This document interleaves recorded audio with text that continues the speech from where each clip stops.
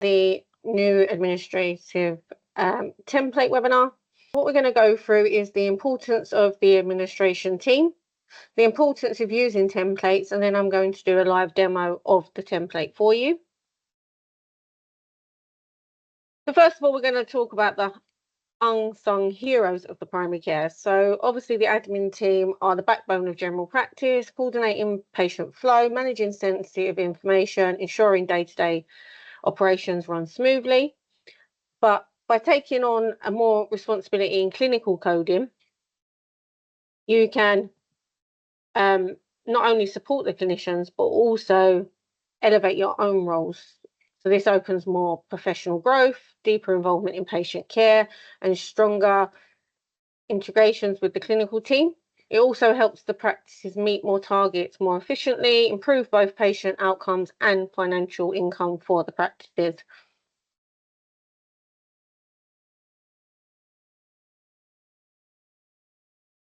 So the importance of using templates.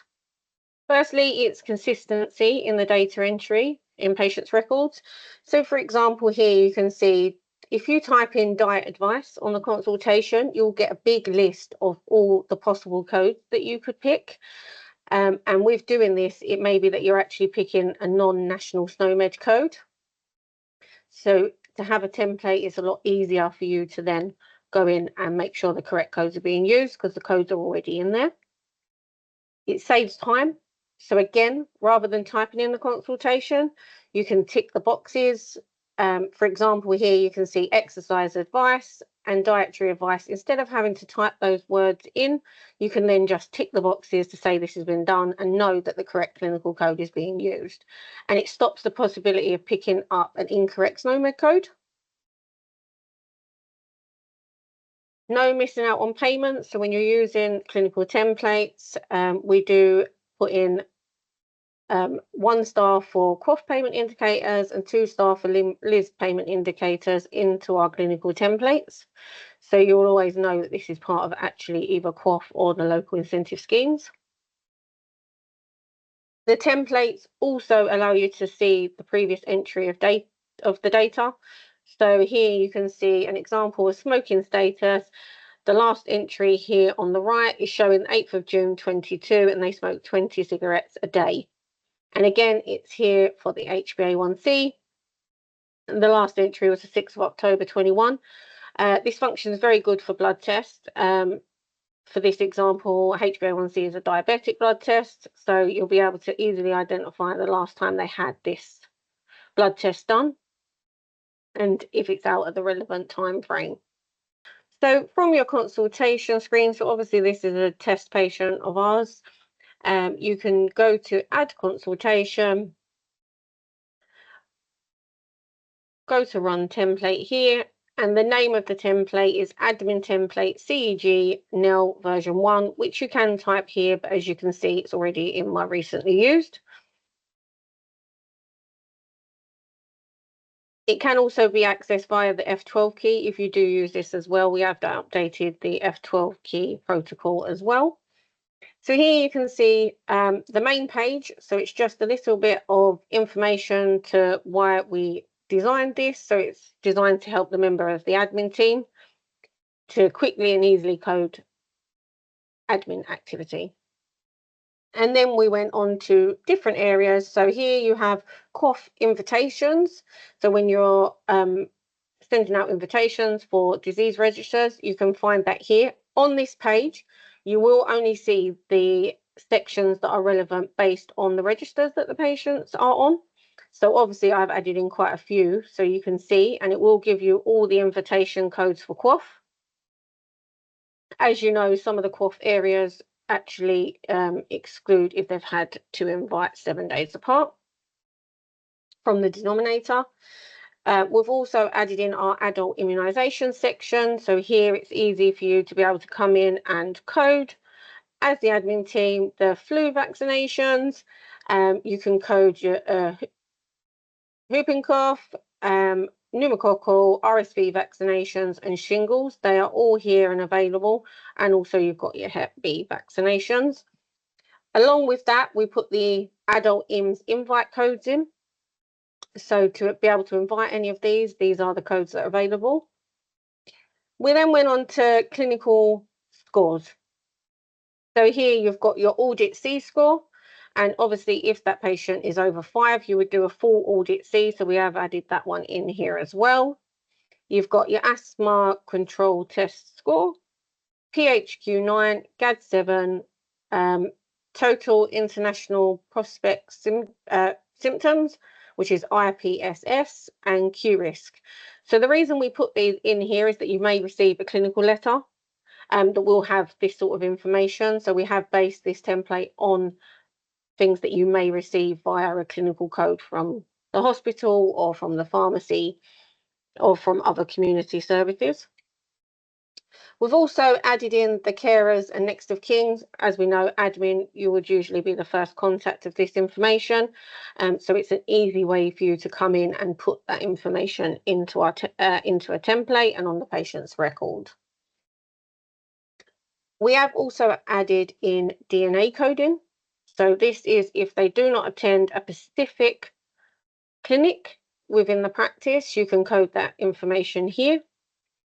We also added in the specialist clinics. So here you can see you've got a list of specialist clinics and also the screening. So for retinal screening, breast screening, cervical screening, there are DNA codes available. I think there's a bit of an issue with the screen share because it's not showing the drop downs, but when Billy Joe clicks on those, it would drop down with a list of codes that you can see.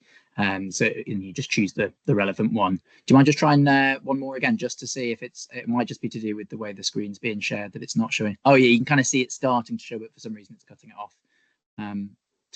Just to get the general idea. Apologies, Billy Joe. Thank you, Mike.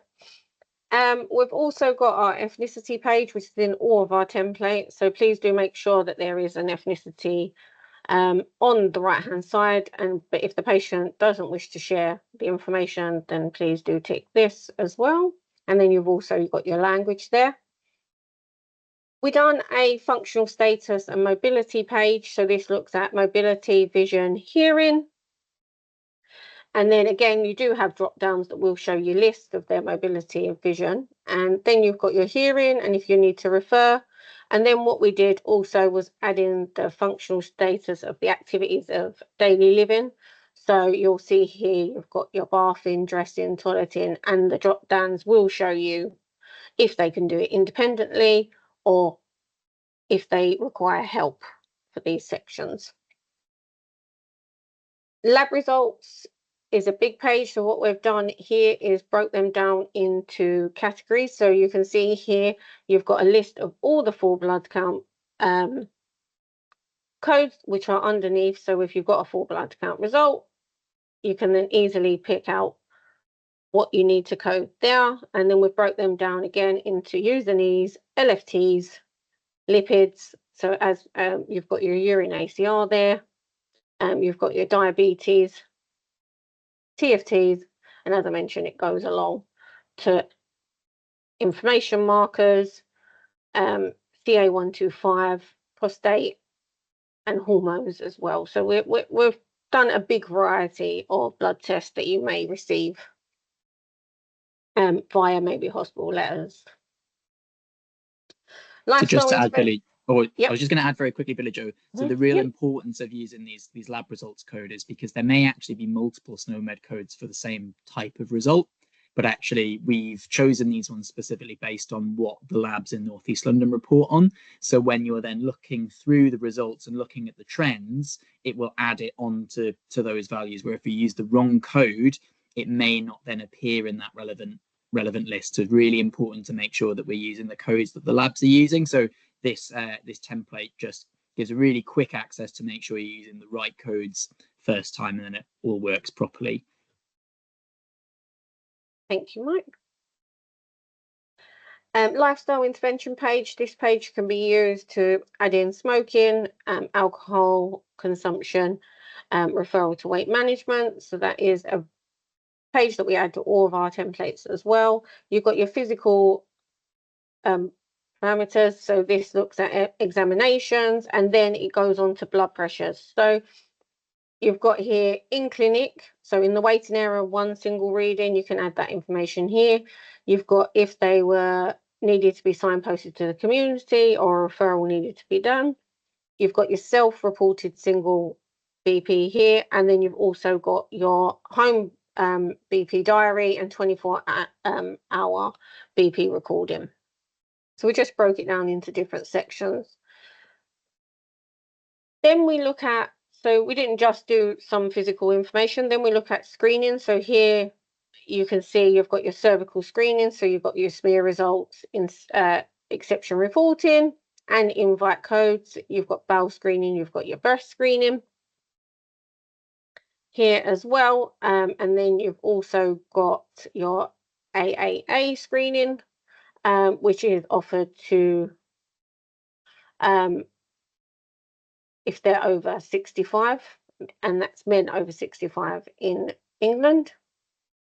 And then you've got retinal screening, just a little message at the bottom. We did do a separate page for retinal screening as it is quite a big section. So if you want, you can just go to the retinal screening here, and it's very easy to code all the retinal screening codes that you will receive on the report from the retinal screening department. And it's just clearly written in each section. So it's a lot easier for the admin team to be able to add that information in.